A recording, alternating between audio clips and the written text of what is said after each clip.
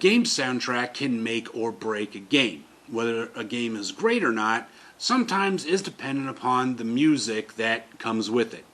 Hi everyone, I am Anthony Gamer and I am Red the Fox, and today on Anthony and Red's Top 10 we're going to discuss our top 10 favorite soundtracks from our favorite games.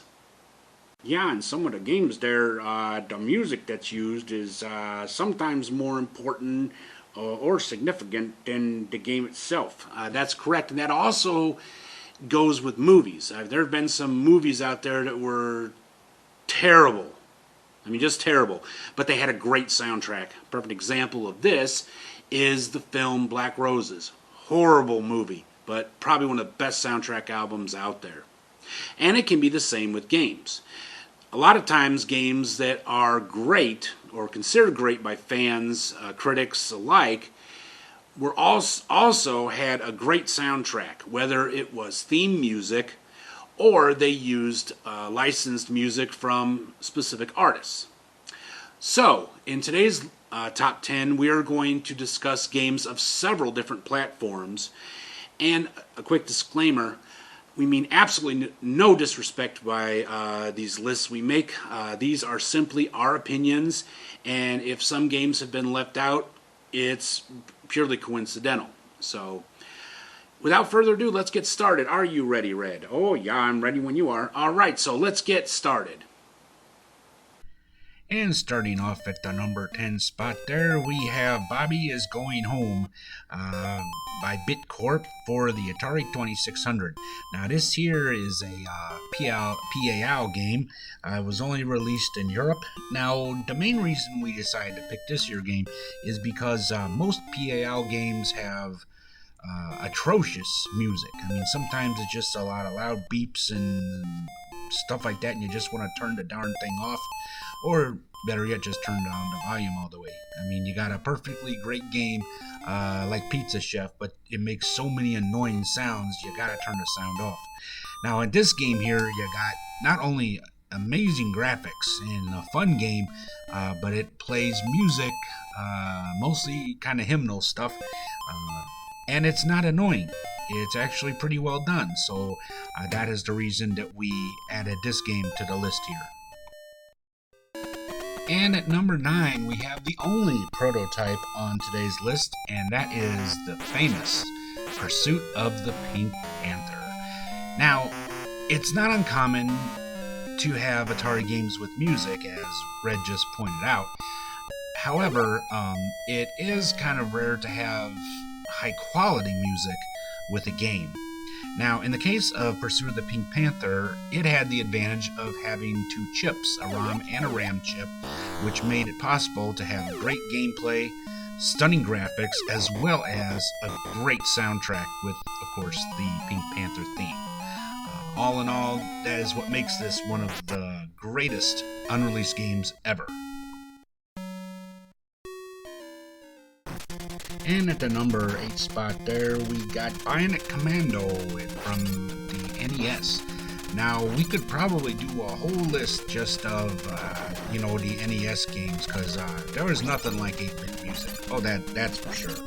And aside from the fact that this is probably one of your all-time favorite games, it's deserving to be on this list.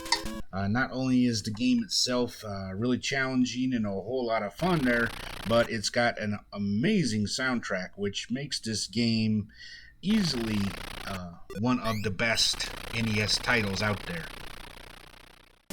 And at the number 7 spot, we have another NES game, and this is Demon's Sword. Now, this has to be one of my all-time favorite games for several reasons. One, it was the first game I think I ever beat for the NES, and 2, I just really love the action, the storyline, and 3, the music is just great. This Asian kind of theme music in the background just adds another layer to this already great game.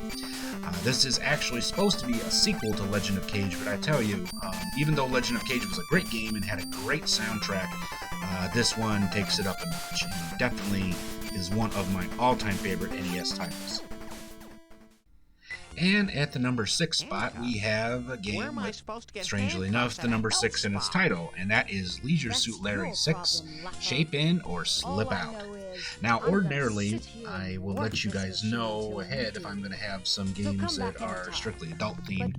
That's why I'm only showing the introduction to this very much adult game. Besides the games themselves being a whole lot of fun and just barrels of laughs and multiple times that you play the game, the music that was composed by the game's creator, Al Lowe, is just second to none. Different places you go in this game, you have different background music, all of it just great. But of course, that Leisure Suit Larry theme song is the one that stands out the most.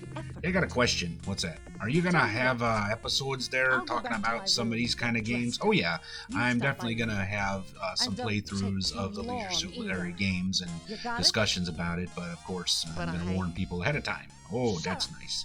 I'm out of here. Okay, at number 5 spot there we have probably the game that has the best soundtrack of any other game on the Atari 2600, and that is Lost Caverns. Now, this, of course, is a big step up from Pitfall 1, which in itself was a great game. Not only is the adventure multi-layered and multi-level, but you also got a killer soundtrack in the background. Even up to Dave's brain. Pick out some great music and put it in an already iconic game. And I'll tell you what, I love how the music changes throughout the game too.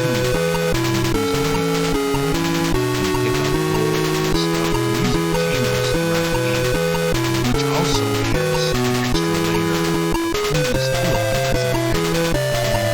It's easy in one instance to have like in the Bobby's going Pink Panther got the same song and the music actually changes with the game.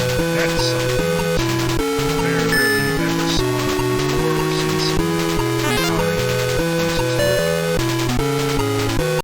And at the number 4 spot, we have a legendary first-person shooter game from the 90s, and that is Blood.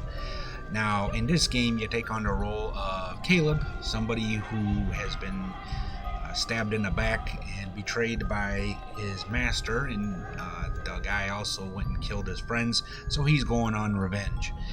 He's kind of like a dark cowboy kind of figure, but I'll tell you, besides this game living up to its name and some, it has a great soundtrack.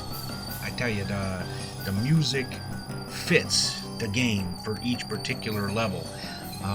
The best way I can describe it is got almost a Peter Gabriel's Passion kind of feel to it, if you've ever heard that album. And if you purchase the game on GOG.com, they include the soundtrack album itself. So if you haven't played this game, or if you have and you like to play it again, head over to GOG and download it and enjoy the dark soundtrack album. No other video game in history has received the number of accolades and awards than Half-Life, and rightfully so, as it is considered by some to be the greatest video game ever made. Aside from being an amazing first-person shooter game and having a great storyline, great characters, and lots of action, it also has an amazing soundtrack to it. I remember back in the day when I had this on CD-ROM, I actually got into the program and I pulled the music from the game and put it on a CD. I enjoyed it that much. Oh yeah, you've done that a couple times, haven't you? Oh yeah, with a couple other games. All of them will be on today's list, but the soundtrack itself is really cool. It's got almost kind of a Nine Inch Nails, Trent Reznor feel to it, which also just adds an amazing level to an already amazing game. One that is still considered one of the greatest video games ever made. Now, in the number 2 spot, we have Redneck Rampage. This was another first-person shooter game from the 90s, and this was the only game on today's list, more or less, that has licensed music from already established artists.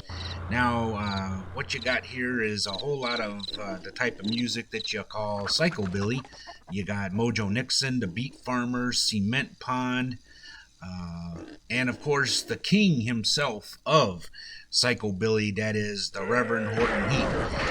Now, if you've never played this game before, it's one of the best shooter games that they had during that time period. It's funny, it's crazy, it's lots of foul language and blood and shooting and great music. So if you haven't played this game before, give her a try, y'all. And at the number one spot is Streets of Sim City. This should come as no surprise to people that have watched my channel for a while. I do not understand why this game gets so much hate. Yeah, I don't get it either. The only thing I can figure is some folks probably just don't know how to play it, or they just go right into the mission modes and don't do the free form, so they miss out on learning how to play it in the first place. That's true. Aside from the fact that some people don't care for the game, the soundtrack album is amazing. You have a radio station, actually a radio with several different radio stations in your car, where you can select rock and roll, bluegrass, urban, all kinds of different types of music, and it really helps throughout the course of the game. As you can hear, I'm playing the rock and roll station in the background, and I'll tell you, this game is just so much fun, to me anyway. But the soundtrack from this album is so good that back when I had the CD-ROM of this game, I got into the program and took the files off, and they're still part of my playlist. Actually, sometimes I use some of the songs as the intro to some of my videos, so it wasn't even close. I knew that this was going to be my number one pick. Well, that brings us to the end of our list. Did we miss out on any that you thought should have been on the list? Let us know about it in the comments section below, and maybe we'll make another one. I definitely think we have to make one of 8-bit games. Oh yeah, I mean, that's just a whole nother can of monkeys in its own right. It's barrel of monkeys. Oh yeah, that's true. Were you any good at that game? Yeah, I was. I used to play with JoJo a lot when she was little. Oh yeah, that was a lot of fun. Okay. Anyway, thank you for stopping by, and we will see you all in the next Anthony and Red's Top 10. Until next time, I'm Anthony Gamer, and I am Red the Fox. All of you take care of yourselves, and we will see you next time. Goodbye. Bye, everyone.